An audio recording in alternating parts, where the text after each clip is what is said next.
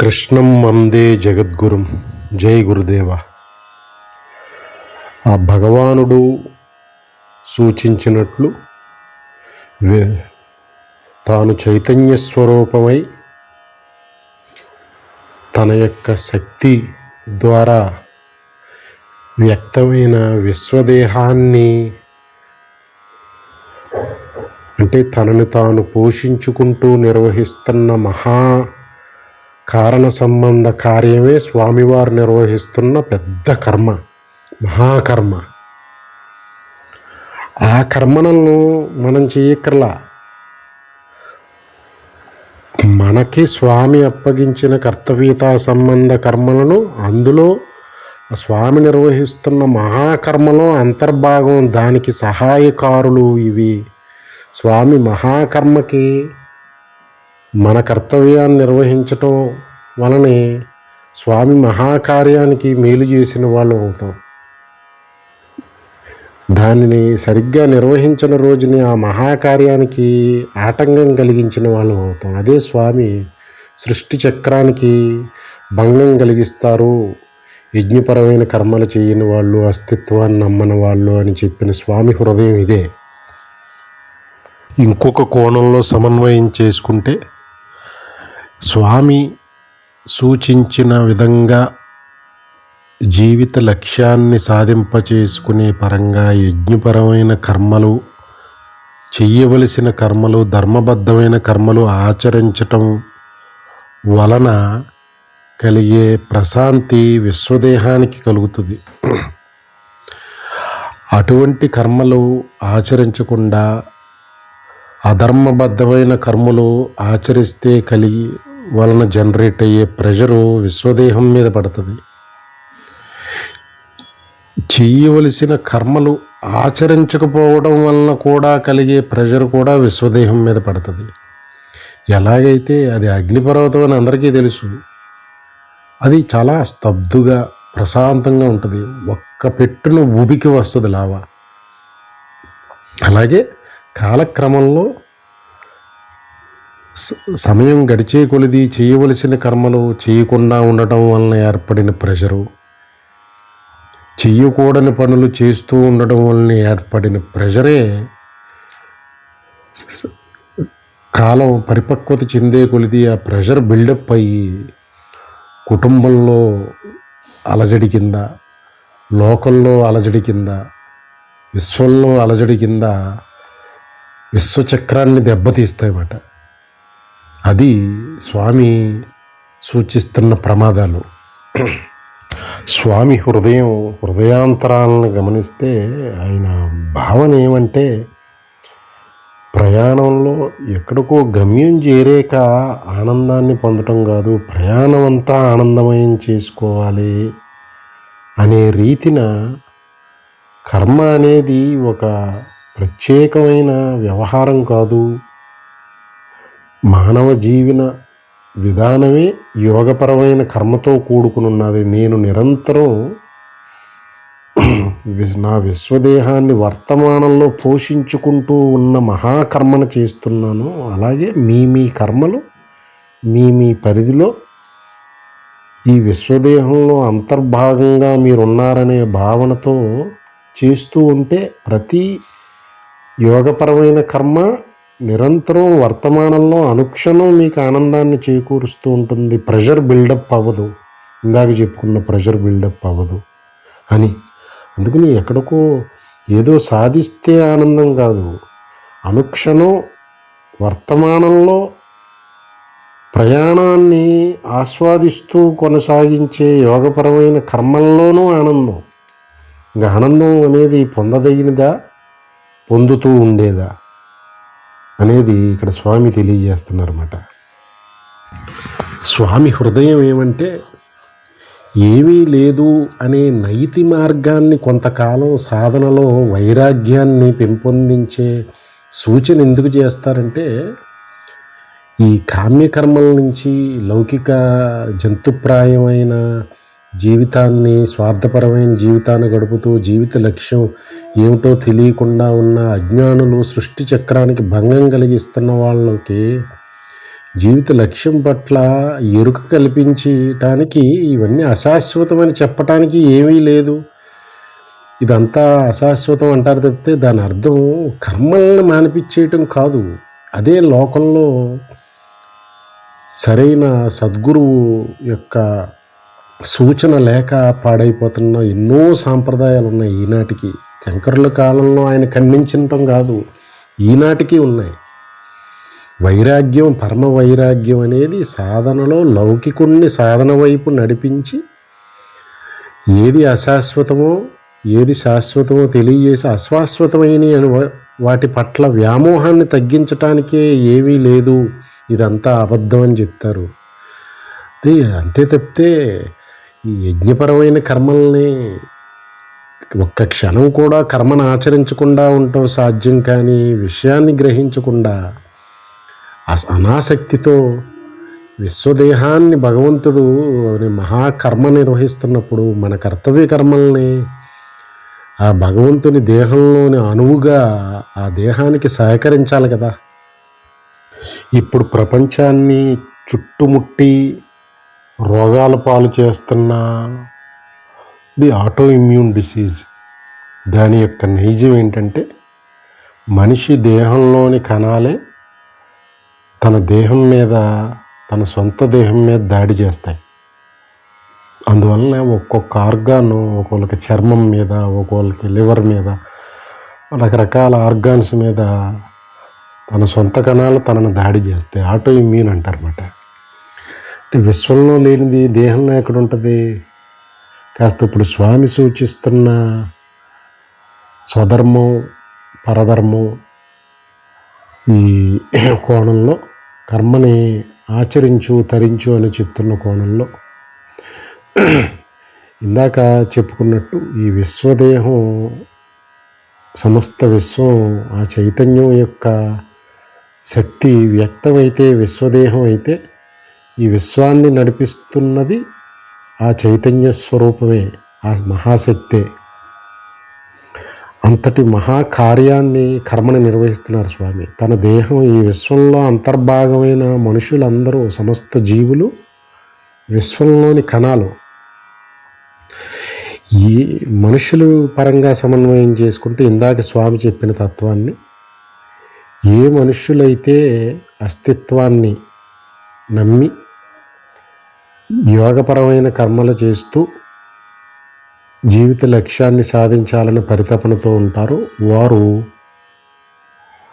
ఆ విశ్వదేహానికి సహాయకారిగా అనుబంధంగా ఉన్నవాళ్ళు. మిగతా లౌకికపరమైన వ్యర్థ జీవితాన్ని గడుపుతున్న పాపమయమైన జీవితాన్ని గడుపుతున్న వారు కూడా విశ్వదేహంలోని కణాలే. కానీ ఆ కణాలు ఆ విశ్వదేహాన్ని ఇబ్బంది పెడుతున్నాయి, సృష్టి చక్రానికి భంగం కల్పిస్తున్నాయి, ప్రకృతి నియమాలకి విరుద్ధంగా నడుస్తున్నాయి. అంటే వారు బాధపడుతున్నది విశ్వదేహాన్ని, అంటే భగవంతుణ్ణి భక్తిపరంగా చూస్తే, ఆత్మపరంగా చూస్తే తనను తానే. అదే అంటే సాక్షాత్ భగవంతుణ్ణి ఇబ్బంది పెడుతున్నాం అన్నమాట. మనదైన ఇష్టారీతిన చేయవలసిన పనుల్ని చేయవలసిన విధంగా చేయకపోవటం మూలాని, చేయకూడని పనుల్ని ఇష్టారీతిన చేస్తూ పోవటం మూలాని, చేయవలసిన పనుల్ని మానటం మూలాని స్వామి ప్రధానంగా దీనికే పరితపన పడుతూ చెప్తున్నారు. కర్మ అనేది అనుక్షణం చేయవలసిందే. జ్ఞానులు జనకుడు కాదు, నేనే కర్మను ఆచరిస్తున్నాను అని యోగపరమైన కర్మది, అలాగ ఆచరించటమే నీ ధర్మం అని చెప్తున్నారు. అది చెయ్యని రోజుని భగవంతుడు విశ్వదేహానికి ఆటో ఇమ్యూన్ డిసీజ్ అనాదిగా నడుస్తున్నట్టుగానే ఉంది. కారణం ఈ భగవంతుడు సూచించిన విధంగా జీవనాన్ని గడపని వ్యర్థ జీవితం అంతా భగవంతుడు దేహానికి బాధపడుతున్న తన భగవంతుడు కనాలే. దీనిని ఆటో ఇమ్యూన్ డిసీజ్ భౌతిక పరంగా ఈ రోగాల బారిన పడుతున్న వారి పరంగా చూస్తే ఆ మనస్సుని భగవన్మయం చేసి మనస్సుని ప్రశాంతంగా ఉంచుకుని ఈ దివ్య జీవనాన్ని గడపటంలో ఆటో ఇమ్యూన్ డిసీజ్ సరి అవ్వటానికి అవకాశం ఉందని దీన్ని బట్టి సూచనగా తెలుస్తుందన్నమాట. స్వామి తపనంతా క్లుప్తంగా చెప్పుకుంటే, చెయ్యకూడని పనులు చెయ్యవద్దు, అది అధర్మం, పరధర్మం అని. చేయవలసిన పనులను తప్పక కౌశల్యంతో ఆచరించాలి, అది స్వధర్మం అని. చేయవలసిన పనుల్ని మానకుండా మానవద్దు, అది పరధర్మం, అధర్మం అని. ఈ 3 కోణాల్లో సుస్పష్టంగా స్వామి హృదయాన్ని గ్రహించవచ్చు.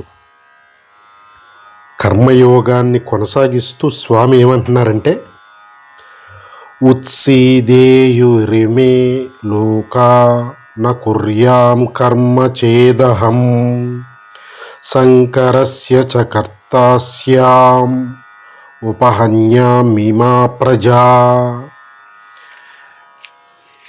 ఈ స్వామి తన మీద పెట్టుకుని చెప్పడం మొదలుపెట్టారు అత్యంత విశ్వాసాన్ని. ఇంకా ఆయనకంటే ప్రామాణికత, బెంచ్ మార్క్, అల్టిమేట్ రియాలిటీ ఏముంటుందని చెప్పి ఇంకా ఏమంటున్నారంటే, నేను కనుక కర్మల్ని ఆచరించటం మానివేస్తే లోకాలన్నీ నశించిపోతాయి. ఇంతకుముందు కాస్త ఈ భావన స్వామి అనకముందే మనం సమన్వయం చేసుకుంటున్నాం. ఇంతకుముందు ఈ భావన వచ్చింది. ఆయన ఈ విశ్వం అనే దేహాన్ని పోషించుకునే కర్తవ్య యజ్ఞపరమైన మహాకర్మను నిర్వహిస్తున్నారు అని చెప్పి అనుకున్నాం. అదే ఇక్కడ చెప్తున్నారు, నేను కర్మలను ఆచరించటం మానివేస్తే లోకాలు నశించిపోతాయి అంటున్నారు. ఆ నశించిపోవటమే కాదు, అలా అల్లకల్లోలం అయిపోతాయి లోకాలన్నీ. ప్రజలు ఎన్నో మారణ హోమాలు జరిగిపోతాయి, ప్రజా నష్టం జరుగుతుంది. ఇంతటి విధ్వంసానికి కారణం అప్పుడు నేనే అవుతాను అని, తాను తప్పు చేసిన వాడిని అయిపోతాను అని చెప్పి కర్మ నుంచి తప్పించుకుంటే తనకే పాపాత్ముడు అయిపోతాను. లోకాలలో కర్మజీవాలను నిందించడం కాదు పని. నేను చేయవలసి వస్తే ఒకటి, ఎదురువాళ్ళు చేయవలసి వస్తే ఒకటి, తనకో ధర్మం పరులకో ధర్మం కాదు. స్వామి ఏకాత్మస్వరూపుడు, అసలు పార్షియాలిటీయే లేకుండా మోస్ట్ బ్రాడ్ మైండ్తో అల్టిమేట్ రియాలిటీని రివీల్ చేస్తారనమాట. ఇంతకుముందు కర్మ చేయని వాళ్ళు అజ్ఞానులు, వారు వ్యర్థజీవులు, పాపం చేసిన వాళ్ళు అని అన్నారు కదా. అవన్నీ ఇప్పుడు తనకే వర్తిస్తాయి నేను కర్మ చేయని పక్షంలో అని చెప్తున్నారన్నమాట స్వామి. అంటే ఇంతకుముందు అనుకున్నట్టు 3 కోణాల్లో స్వామి హృదయాన్ని గ్రహించాలి. ముందుగా చెయ్యకూడని పనులు చెయ్యకుండా ఉండటం, చేయవలసిన పనుల్ని చేయవలసిన విధంగా చేయటం, చేయవలసిన పనుల్ని మానకుండా ఉండడం. ఈ 3 కోణాల్లో స్వామి పరితపన. యోగపరమైన కర్మ అంటే ఈ 3 కోణాలని దృష్టిలో పెట్టుకు చెప్తున్నారు. కేవలం కర్మ చెయ్యి అంటే దాని అర్థం చెయ్యకూడని కర్మ మాను అని, చేయవలసింది చేయవలసిన విధంగా చెయ్యని, చేయవలసిన కర్మ మానకు అని. ఈ 3 కోణాల్లోనూ స్వామికి అన్వయించుకుని, నేను కనుక చెయ్యకూడని కర్మలు చేస్తే లోకం అల్లకల్లోలమై నాశనం అయిపోతుంది లోకం అని చెప్తున్నారు. నేను కనుక చెయ్యవలసిన పనుల్ని చెయ్యవలసిన విధంగా ఆచరించకపోతే లోకం అల్లకల్లోలమై ప్రజానష్టం జరుగుతుందని చెప్తున్నారు. నేను కనుక చెయ్యవలసిన పనుల్ని మానివేస్తే, తప్పించుకుంటే అప్పుడు కూడా లోకం అల్లకల్లోలమై సర్వ వినాశనం జరుగుతుంది. ఈ 3 విధాలైన చర్యల్లోనూ కూడా నేను అధర్మం చేసిన వాడిని అవుతాను. ఈ వినాశనానికి, నష్టానికి, అల్లకల్లోలానికి నేనే కారకుడిని అవుతాను అంటున్నారు. అంటే ఇక్కడ చెయ్యవలసిన విధంగా చేయటంలోనే వర్తమానం కనపడుతుంది. ఇక్కడ స్వామి హృదయంలో నిరంతరం అనాదిగా స్వామి తన విశ్వదేహాన్ని పోషించుకుంటూనే ఉన్నారు. ఎప్పుడు ఇందాక చెప్పిన 3 కోణాల్లో స్వామి అధర్మం చేయలేదు, అందుకనే ఈ విశ్వదేహం అనాదిగా కొనసాగుతుంది. దాన్ని సూచిస్తున్నారన్నమాట. అంటే స్వామి ఎప్పుడూ అనాదిగా సచ్చిదానంద స్వరూపుడై తన చైతన్య శక్తితో విశ్వదేహాన్ని పోషించుకుంటూనే ఉన్నారు అనాదిగా. అంటే చేయవలసింది చేయకుండా లేరు, ఎప్పుడు చెయ్యకూడనిది చేస్తూ లేరు, ఎప్పుడు చేయవలసింది మానలేదు ఎప్పుడు. అందుకనే ఈ విశ్వం నడుస్తూ ఉందన్నమాట. అంటే స్వామి ఈ ఆత్మస్వరూపుడై ఏకాత్మస్వరూపుడై విశ్వాన్నే దేహంగా భావించి ఆ కోణంలో చెప్తున్నారు ఈ విషయాన్ని. అది ఇక్కడ గ్రహించాలి. ఆయన ఇది కృష్ణ భగవానుడు ఆ అర్జునుడికి ఆ పాంచభౌతిక శరీరంతో ఉన్న కృష్ణుడి కింద మాట్లాడట్లా, ఆ సచిదానంద స్వరూపమైన ఏకాత్మ భావనతో తాను నిరంతరం కర్మలు చేస్తూనే ఉంటాను అని చెప్తున్నారన్నమాట. అంటే విశ్వమే దేహంగా గల ఏకాత్మ భావనతో మాట్లాడుతున్నారు. లోకాల అల్లకల్లోలం ఒకటి ఏంటి, కృష్ణదేహంతో పని మానేస్తే ఆయన అప్పుడు ఆ కృష్ణుడు కుటుంబం మహా అయితే ఆ యాదవ రాజ్యం దాని మీద ఆధారపడిన వాళ్ళు అల్లకల్లోలం అవ్వచ్చు. లోకాల అల్లకల్లోలం అయిపోతాయి అంటున్నారు స్వామి. అంటే విశ్వదేహ భావనతో బ్రహ్మీ స్థితిలో కూడా కర్మను ఆచరించవలసిన కోణాన్ని స్పృశించి చెప్తున్నారు స్వామి. అది స్వామి పరితపన అది మాట. లోకంలో లౌకికులు కానీ, వ్యర్థ జీవితం గడుపుతున్న లౌకికులు కానీ, జన్మ సాఫల్యాన్ని కోరుకుంటున్న సాధకులు కానీ, అనుభవాన్ని కోరుకుంటున్న జ్ఞానులు కానీ, ఈ 3 తరగతుల వారు కూడా బ్రహ్మనిష్ఠుడు అయితే ఇంక కృష్ణస్వరూపుడే. వాడికి బోధ లేదు, వాడికి ప్రత్యేకంగా మౌన బోధ అక్కర్లేదు. ఇక్కడ స్వామి ఈ 3 తరగతులు వారు కూడా యోగపరమైన కర్మ అంటే మరలా తన మీద పెట్టుకు చెప్తున్నది, చెయ్యకూడని నిషిద్ధ కర్మలు ఆపాలి. అది యోగపరమైన కర్మే. చేయవలసిన పనుల్ని చేయవలసిన విధంగా చేయాలి, అది యోగపరమైన కర్మే. చేయవలసిన పనిని మానకుండా ఉండాలి, అది యోగపరమైన కర్మ. ఇది స్వామి హృదయం అన్నమాట. సాక్షాత్ ఆయనే కారకుడు అయిపోతాడు అంటున్నారు. కారకుడు ఎప్పుడవుతారు? అది అధర్మాన్ని ఆచరించినప్పుడు. అది ఇందాక చెప్పిన 3 కోణాల్లో ఎక్కడన్నా పొరపాటు జరిగితే అప్పుడు కారకుడు అవుతారు. అనాదిగా విశ్వం నడుస్తూ ఉంది అని అంటే స్వామి ఏకాత్మ భావనతో 2 లేని అద్వైత స్థితిలో తన దేహాన్ని తాను నిర్వర్తించుకుంటున్నారు. అందుకని కారణం అవటానికి వీలు లేదు, రెండవది ఉన్నది అనే భావనలో లేరు. తన దేహాన్ని తాను పోషించుకుంటున్నారనే భావనలో ఉన్నారు.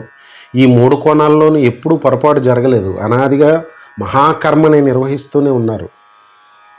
అది స్వామి విశ్వదేహ భావనలో అది యజ్ఞపరమైన కర్మ, అది ఆసక్తి లేని కర్మ, అది యోగపరమైన కర్మ, అది నిష్కామ కర్మ. స్వామి ఈ విధంగా కర్మను నిర్వహిస్తూ ఉన్నాను నేను అనాదిగా. అప్పుడు నేను అది నాకు బంధించే అవకాశం లేదు, నేను అధర్మం చేయట్లేదు. కాబట్టి ఇటువంటి మహాకర్మకి నేను దానివల్ల విధ్వంసం జరిగితే నేను అప్పుడు ఈ ద్వంద్వ భావనకు వచ్చి ఈ 3 కోణాల్లో తప్పు చేసిన వాడిని అవుతాను లోకానికి విధ్వంసం జరిగితే. కానీ విధ్వంసం జరగనంతసేపు అనాదిగా లోకం అఖండంగా అనాదిగా నడుస్తున్నంతసేపు నేను నా ధర్మాన్ని నిర్వర్తిస్తున్నట్టు అప్పుడు నేను కారకుడిని అవ్వను నేను. లేదంటే జరిగిన వినాశనానికి నేను ద్వైత భావంలో పడిపోయినట్టే, అజ్ఞానంలో పడినట్టే. ఎక్కడన్నా కర్మ జరగలేదంటే యోగపరమైన కర్మ అప్పుడు నేను కారకుడిని అవుతాను ఆ వినాశనానికి. అవుతారు తప్పనిసరిగా. అంటే భగవానుడు ఆ ఏకాత్మ అజ్ఞానంలో పడితేనే సృష్టి కంటిన్యూషన్ ఆగుతుంది. అనాదిగా సృష్టి ఈ వర్తమానంలో ఉంటూ స్వామి నడిపిస్తున్నారన్నమాట. భూతం లేదు, భవిష్యత్తు లేదు. అందుకని అనాదిగా జరుగుతుంది. ఒకవేళ అజ్ఞానంలో పడితే స్వామి 3 కోణాల్లో తప్పు చేసేస్తారు. అప్పుడు జరిగే వినాశనానికి తప్పనిసరిగా కారకుడు అవుతారు స్వామి. ఎందుకంటే ఆసక్తితో కర్మను వదిలిపెట్టినట్టు విశ్వపోషణ అనే కర్మను వదిలిపెట్టిన వారు అయిపోతారు. ఆ ఏకాత్మ పరబ్రహ్మం కారకుడు అయిపోతారు. మరి సాక్షాత్ పరబ్రహ్మమే కర్మకి కారకుడు అయిపోతారు. వదిలిపెట్టిన కర్మకి చేయవలసిన పని చేయవలసిన విధంగా చేయని కర్మకి, చేయకూడని పనులు చేసిన కర్మకి కారకుడు అవుతారు. అప్పుడు అజ్ఞానమోహితుడైతే పరబ్రహ్మం, అప్పుడు సృష్టి వినాశనం జరుగుతుంది. అప్పటి వరకు సృష్టికి వినాశనం జరిగే అవకాశమే లేదు. ఇంకా ఉన్నతంగా చెప్పుకుంటే జరగదు. కానీ లోకానికి ఆదర్శవంతంగా తన మీద చెప్పుకుని నేను అజ్ఞానంలో పడినప్పుడే సృష్టి వినాశనం జరుగుతుంది. అప్పుడు ఆ వినాశనానికి కారణం నేనవుతాను. అంటే లౌకికులు, సాధకులు, జ్ఞానులు ఈ 3 రకాల కోణాల్లో తప్పు జరిగితే ఆ జరిగే తప్పులన్నిటికీ వాళ్ళే కారకులు. ఆ జరిగే పరిణామాలకి బాధ్యత వారే వహించవలసి ఉంటుంది అని బాధ్యుల్ని చేస్తున్నారు.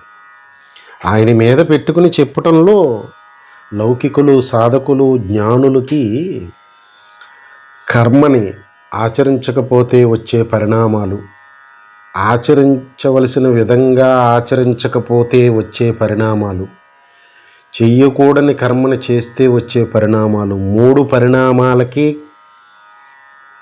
వారు బాధ్యత వహించాల్సిందే.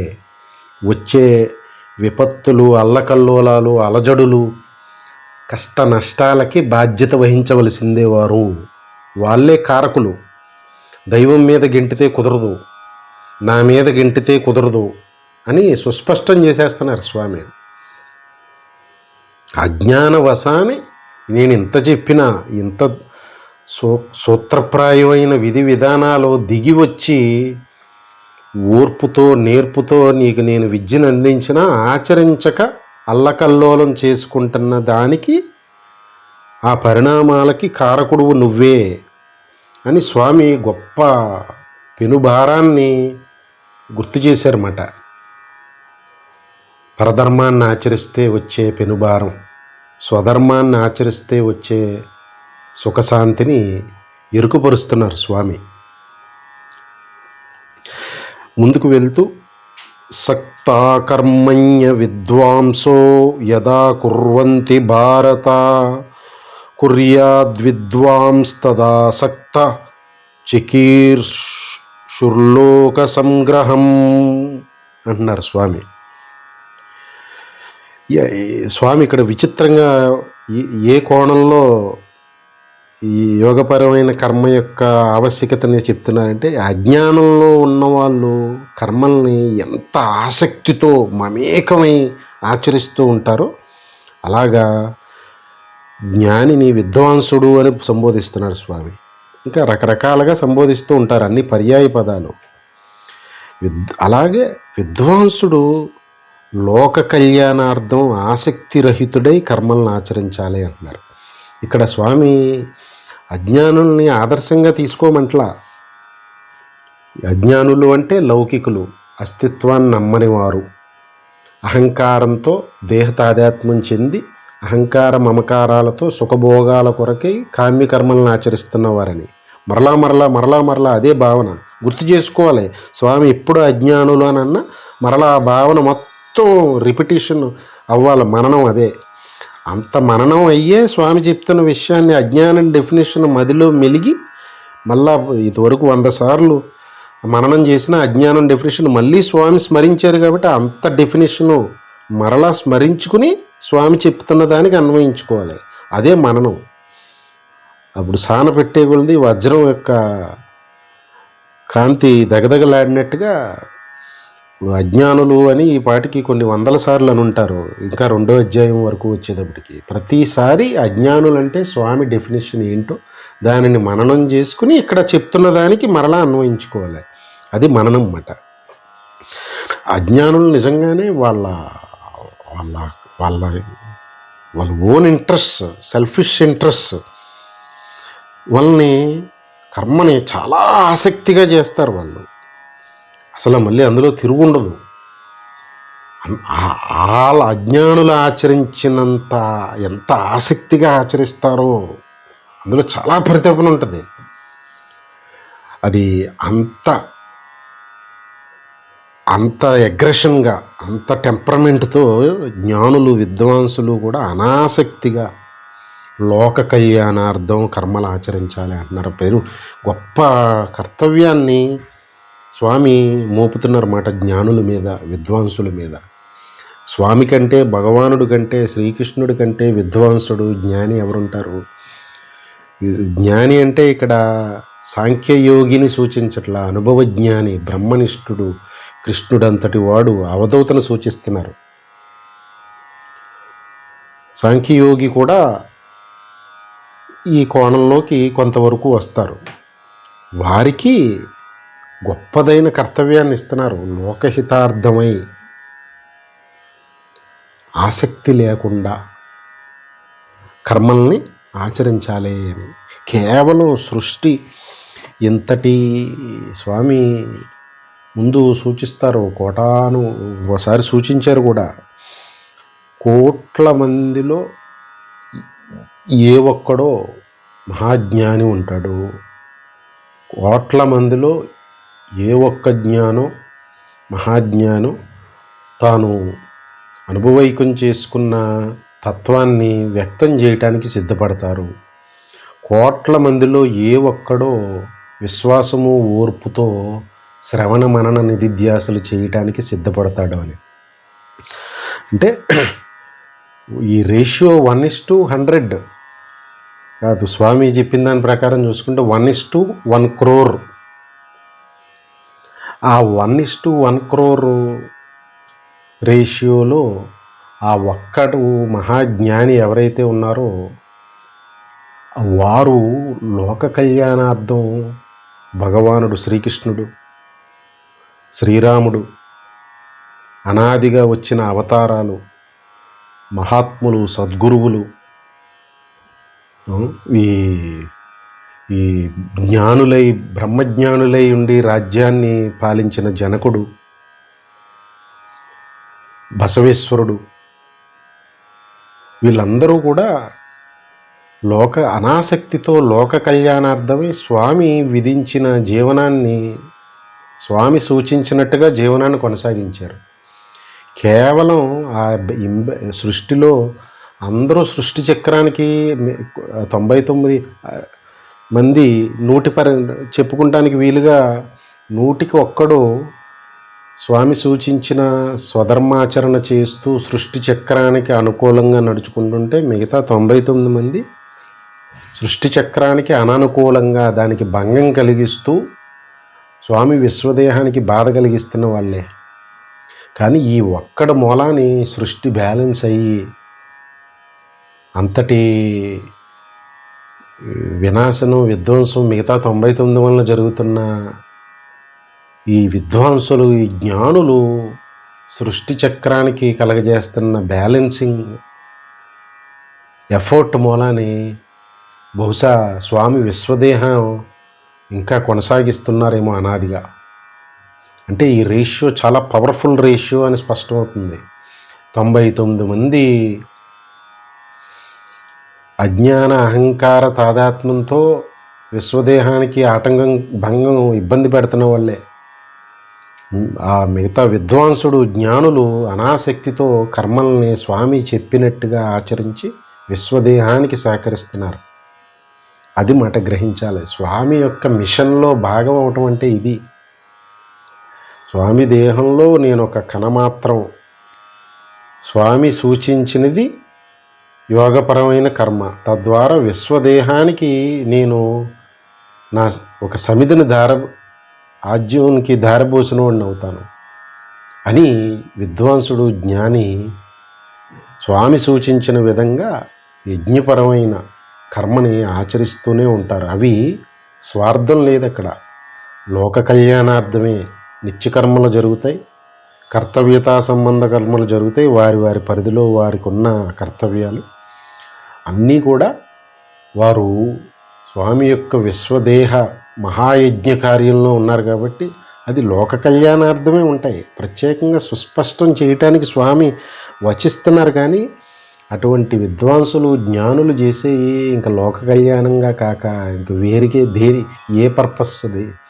స్వామి విశ్వంలో స్వామి విశ్వదేహానికి సహకరిస్తున్న పనులు లోక కళ్యాణ కారకం కాకుండా ఉంటాయా? అది మాట ఇక్కడ స్వామి సూచిస్తున్నది. స్వామి ఇక్కడ వ్యంగ్యాస్త్రాన్ని సంధించారన్నమాట. అజ్ఞానులు ఎంత ఆసక్తితో కర్మలు చేస్తారో అంత అగ్రెషన్, అంత టెంపర్మెంట్తో జ్ఞానులు విద్వాంసులు అనాసక్తితో లోక కళ్యాణార్థం కర్మలు ఆచరించాలి అని. ఇప్పుడు అది నిజంగానే అంతటి అగ్రెషన్ టెంపర్మెంటు నిజంగా విద్వాంసులకి జ్ఞానులకి వారిదైన శుద్ధ సత్వగుణ సంపత్తి మూలానే వారు కర్మని వదిలిపెట్టి వెళ్ళే ప్రయత్నం చేస్తూ ఉంటారు. కానీ స్వామి వెళ్ళనివ్వదలుచుకోలేదు వారిని. అదే ధర్మరాజుకి, భీష్ముడికి, కర్ణుడికి, గురుద్రోణులకి స్వామి సూచిస్తూ వచ్చిన బోధ.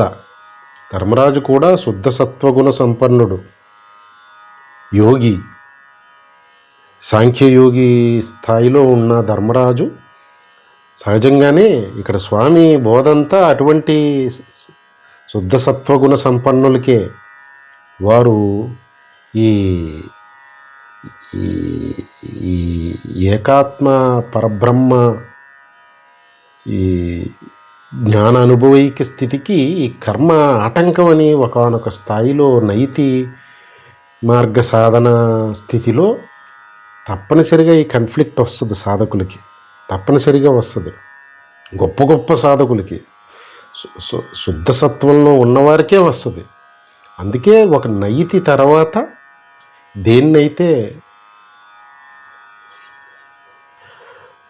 ప్రత్యభిజ్ఞ అంటే నైతి మార్గం, ఇది కాదు ఇది కాదు ఇది కాదని చెప్పి ఏది సచిదానంద వస్తువు దానినే నిరంతరం స్మరిస్తూ ఉండేది ప్రత్యభిజ్ఞ అయితే, ప్రవిలాపనం ఆపై ఏకాత్మ వస్తువు తానే అని ఇంతకుముందు ఉన్న అజ్ఞాన భావన అంతా మిథ్యే అని ఎరుగుపడినప్పుడు మరి ఉన్నదంతా కూడా తానే అయి ఉండాలి అనేది సమస్తాన్ని తనలో కలుపుకుంటాం.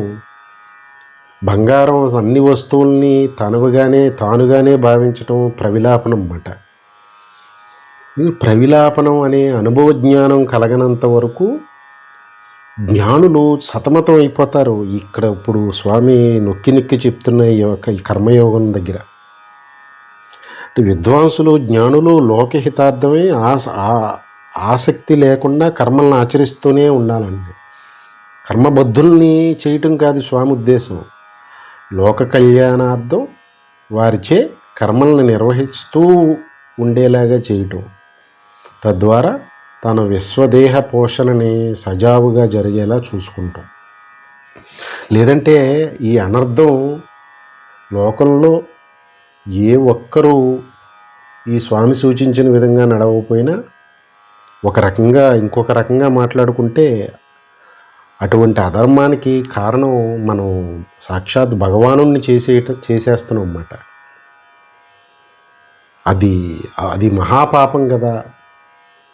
అంటే స్వామిని ఒక్క క్షణం కాస్త అంతటి ఉన్నత ఏకాత్మ స్థితి నుంచి దించి ఆ పరబ్రహ్మ మహాజ్ఞాని అయిన కృష్ణుణ్ణి మనం అందులో ఆ విశ్వదేహంలో అంతర్భాగమైన మనం స్వామి సూచించిన విధంగా చేయకూడని పనులను చేయకుండా ఉండకుండా, చేయవలసిన పనుల్ని చేయవలసిన విధంగా చేస్తూ ఉండకుండా, చేయవలసిన పనుల్ని మానుకుంటూ పోతూ ఉంటే అప్పుడు మనం స్వామిని అజ్ఞానంలో దించేయటానికి మన జీవన విధానం నడుస్తుందని. ఇది ఇంకొక సమన్వయం. కానీ స్వామికి అంత అధోగతి పాలయ్యే అవకాశం లేదు. ఎందుకంటే ఆయన నిత్య సత్య శాశ్వత సచిదానంద ఎరుకతో ఉన్నారు. ఆయన పడరు. మనం దారి తప్పి ఆ దేహతాదాత్మ్యం అనే అజ్ఞానంలో కాలక్రమంలో కూరుకుపోయి ఉన్నాం. అందుకని స్వామి దేహంలో ఈ మంచి చెడుల మధ్య ఘర్షణ, అజ్ఞానం జ్ఞానం మధ్యన ఘర్షణ నిరంతరం జరుగుతూనే ఉండే సృష్టి లీలా విలాసమేమో ఇది. అందుకని ఈ దానిని ఈ జ్ఞానులే, ఈ లౌకికులకి ఇబ్బంది లేదు, కర్మ భక్తి ధ్యాన యోగ స్థాయిలో ఉన్నా కూడా ఇబ్బంది లేదు. ఈ కర్మను ఆచరించడంలో స్వామి సూచన పాలించడానికి. కానీ స్వామి ఎంత సూచించిన జ్ఞానులకి ఈ కన్ఫ్లిక్ట్ ఒకానొక స్థితిలో తప్పనిసరిగా వస్తుంది. అక్కడ సద్గురువు తన ఆచరణని, తన అడుగుజాడల్ని సుస్పష్టంగా చేసి ఆ విశ్వాసం అనే, ఓర్పు అనే తన విద్యని అనుభవైకం కనుక చేసుకోకపోతే గురువు అనుగ్రహం మూలాన్ని ఈ ప్రవిలాపనం జరగదు.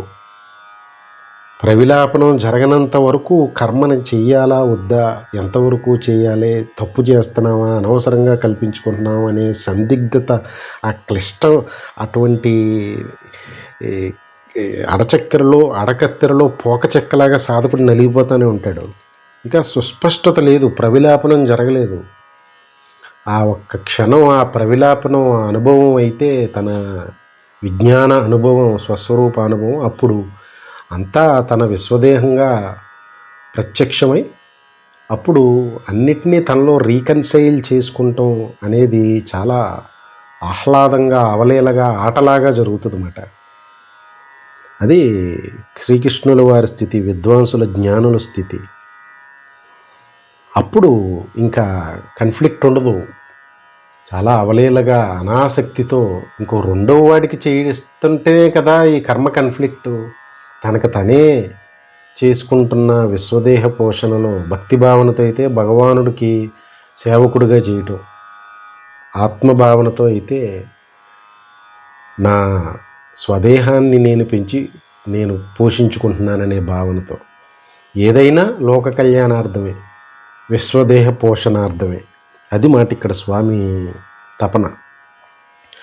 చెబుతూ న బుద్ధిభేదం జనయేత్ అజ్ఞానాం కర్మ సంగినాం జోషయేత్ సర్వకర్మాణి విద్వాన్ యుక్త సమాచరన్ అంటున్నారు స్వామి. ఇది అత్యంత అమూల్యమైన విషయాన్ని ఇక్కడ స్వామి ఏ కోణాన్ని వదలట్లేదు. సాధకులను ఉద్ధరించటంలో, తన విశ్వదేహాన్ని సజావుగా అనంతంగా వర్తమానంలో నడిపించుకుంటంలో ఏ అవకాశాన్ని, కోణాన్ని వదలకుండా స్వామి ఇక్కడ గురుస్థానాన్ని వహిస్తున్న ప్రత్యభిజ్ఞ అయి ప్రవిలాపనానికి ఇంకా అవ్వకుండా ఉన్న స్థితిలో ఉన్నవారికి, అంటే జ్ఞానానుభవం ఇంకా పరిపూర్ణం అవ్వని వారికి సూచిస్తున్నదిగా భావించాలి. ఎందుకంటే జ్ఞానానుభవం పరిపూర్ణంగా అయిన బ్రహ్మనిష్ఠుడికి, అవధూతకి, మహాజ్ఞానికి ఇది వర్తించదు. ఎందుకంటే వారు ఇటువంటి తప్పులు చేయరు. భగవానుడి స్థితి అది. స్వామి ఎవరికంటే జ్ఞానం ఉంది, అది విజ్ఞానంగా మారలేదు, ప్రత్యభిజ్ఞ అయింది, నైతి సిద్ధి కుదిరింది. ఇదంతా కూడా మిథ్య అనే భావనలో జ్ఞానస్థితిలో ఉన్నాడు. కానీ ఏకాత్మ యొక్క విశ్వదేహానుభూతి అవల. వారు చేసే తప్పులు కొన్ని జరుగుతున్నాయి లోకంలో. అత్యంత అమూల్యమైన విషయం ఇది. గురువు స్థానాన్ని వహిస్తున్నారు ఆ స్థితిలో కొంతమంది. అప్పుడు వారు ఏ విధమైన తప్పులు జరుగుతున్నాయో అనాదిగా ముందు సూచనగా స్వామి ఈ పరమాత్మ స్వరూపాన్ని పరమాత్మ స్వరూపంలో నిశ్చలత పొందిన జ్ఞానులు, అంటే ఈ ప్రజ్ఞ విద్య సిద్ధి కలిగిన వారు ఈ ఈ లౌకికులు సాధకులు ఉన్నారు కదా, పచ్చి లౌకిక జీవనాన్ని గడుపుతున్నవారు, కర్మభక్తి ధ్యాన యోగాల్లో ఉన్నవారిని కన్ఫ్యూజన్కు గురి చేయకూడదు. వారున్న స్థాయిని బట్టి ఆ లౌకికులు కర్మభక్తి ధ్యాన సాధనా మార్గంలో ఉన్నవారు ఆసక్తితో ఫలాసక్తితో కర్మలను ఆచరిస్తూ ఉంటారు. వారు అజ్ఞానానికి బద్దులైన వారు. వారిని పొరపాటుని కన్ఫ్యూజన్లో పెట్టద్దు సుమా నీ సూచనలతో అని స్వామి ఎంతటి రహస్యాన్ని వెలికి తీశారంటే, ఇక్కడ చాలా పెద్ద పొరపాట్లు జరుగుతున్నాయి లోకంలో. అనాదిగా జరుగుతూ ఉన్న ప్రమాదం ఇది. వీరు ఉన్న జ్ఞాన ప్రత్యభిజ్ఞ స్థితి, నైతి, ఏమీ లేదు అంతా మిథ్య అనే ఉన్న స్థితిలో ఉంటారు వీరు. జ్ఞానులే. దానిని వీరు ఈ లౌకికులు కర్మభక్తి ధ్యాన యోగ స్థాయిలో ఉన్నవారికి ఆ బోధని సూచిస్తే వీరు వెంటనే ఏమీ లేనప్పుడు నేను కర్మ ఎందుకు చేయటం ఇంకా అని చెప్పి ఆసక్తితో చేసే కర్మలో, ఈ స్వామి సూచించిన యోగపరమైన కర్మలో అన్నీ వదిలేయటానికి సిద్ధపడిపోతారు వారు. దానివల్ల గొప్ప ప్రమాదం జరుగుతుంది ఆ చెప్పేవాడికి ఆ విన్నవాడికి కూడా అని స్వామి భయంతో చెప్తున్నారు ఈ మాటని. ఇది చాలా గంభీరమైన విషయం. అలాగ పొరపాటును కూడా నయితి సాంఖ్యయోగికి జ్ఞానయోగాన్ని అవలంబించడం వల్ల నయితి యొక్క సిద్ధి జరిగింది ప్రత్యభిజ్ఞా స్థితిలో. నేను దేహేంద్రియ మనోబుద్ధి చిత్తహంకారాలను కాదు, పంచభూతాలను కాదు, పంచకర్మేంద్రియాలు కాదు, పంచ జ్ఞానేంద్రియాలను కాను నేను అని ప్రత్యభిజ్ఞ నయితిని ఆ సిద్ధి కలిగింది. ఇదంతా మిథ్య అని తెలుస్తుంది. కానీ ప్రవిలాపనం వీటినన్నిటినీ తనలో రీకన్సైల్ చేసుకుని ఏకాత్మ అనుభవైక సిద్ధి కలగల.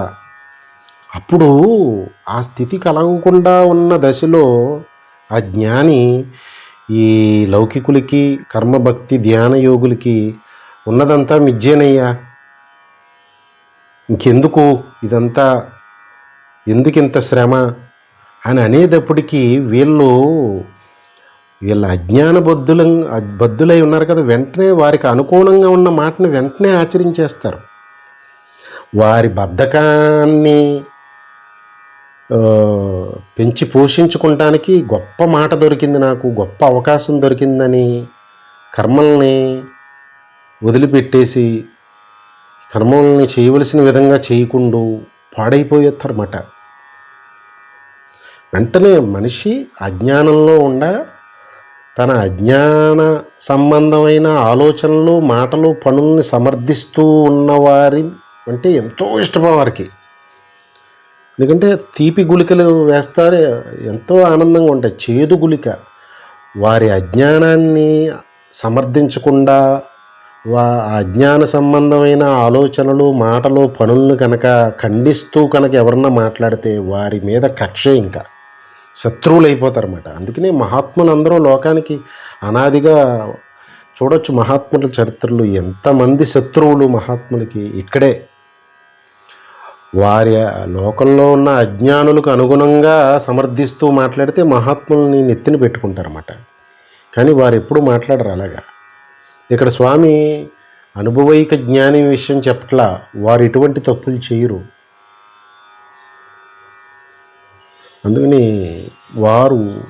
అందుకని లోకంలో ఈ లౌకికులు ఇంకా సాధనా మార్గంలో ఈ బుడిబుడి అడుగులు పడుతున్న కర్మభక్తి ధ్యాన యోగ సాధకులు పొరపాటును కూడా ఏమీ లేదు, ఇది మిథ్య, ఇది నయితి, ఉన్నదంతా పరమాత్మే అని అంటే ఆ పరమాత్మే ఉన్నదే అని భావిస్తూ మిగతాదంతటిని తప్పులు పట్టేస్తూ మొదలెడతారన్నమాట. భగవంతుడు లేడంటారు, లోకం లేదు, అంతా మిథ్య అంటారు. అంతా ఎదురుగుండా స్పష్టంగా కనపడుతుంది. తెల్లవారు లేస్తే ఆకలి దప్పికలు ఉన్నాయి, భయం ఉంది, నిద్రా మైథునాలు ఉన్నాయి. మరి వాటిని లేవని అనరు.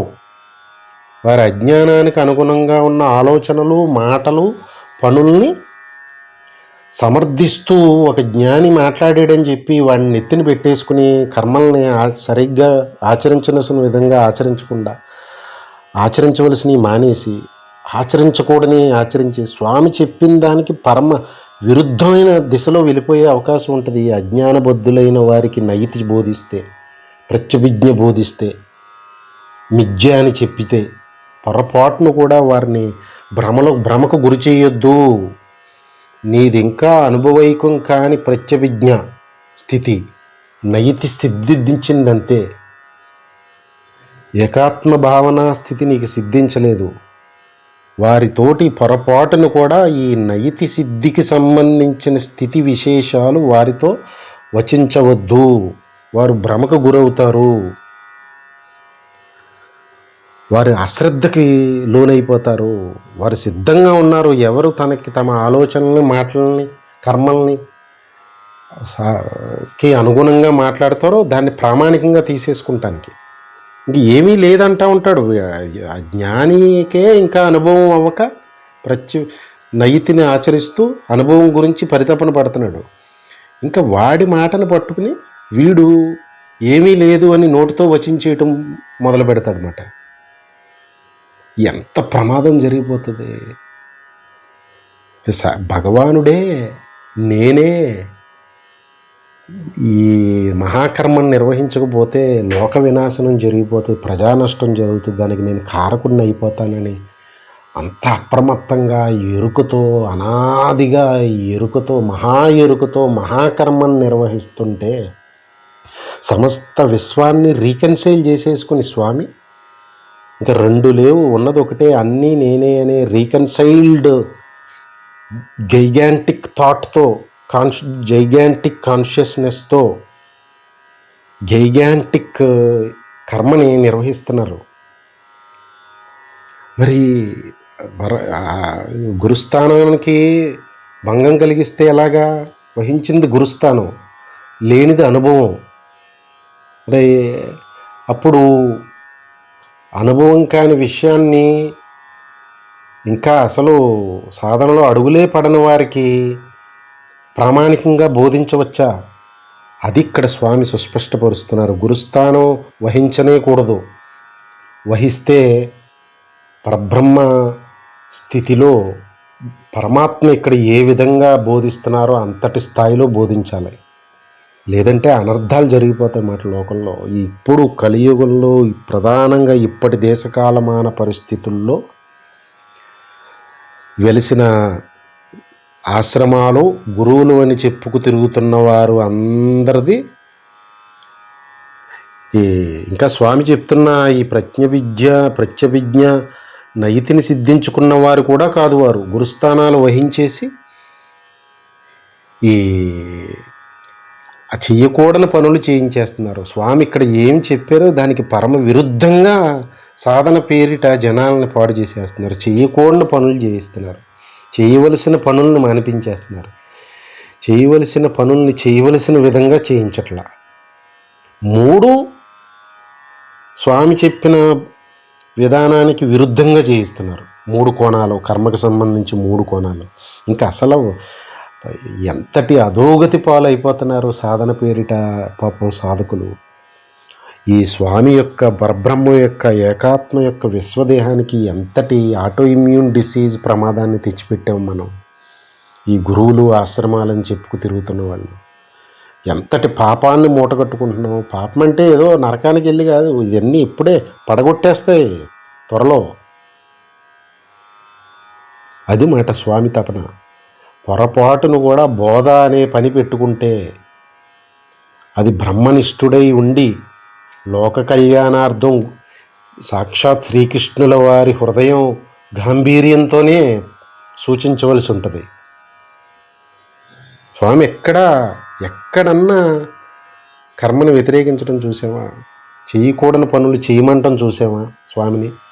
చేయవలసిన పనులను చేయవలసిన విధంగా చేయకుండా ఉండడం చూసావా?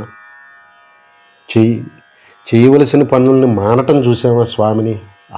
ఆయన మీదే పెట్టుకుని ఈ 3 కోణాల్లోనూ అధర్మం ఆయన ఎప్పుడూ చేయను నేనని చెప్తుంటే, అనుభవ జ్ఞానం లేకుండా జ్ఞానులు అని చెప్పి ఇంకా అజ్ఞానానికి బద్దులై దేహతాదాత్మ్యంతో అహంకార మమకారాలతో ఉన్న వాళ్ళ దగ్గరికి వెళ్ళి ఏమీ లేదు అంతా మిథ్య అని అంటే వారు కర్మలను వదిలిపెట్టేస్తారయ్యా బాబు.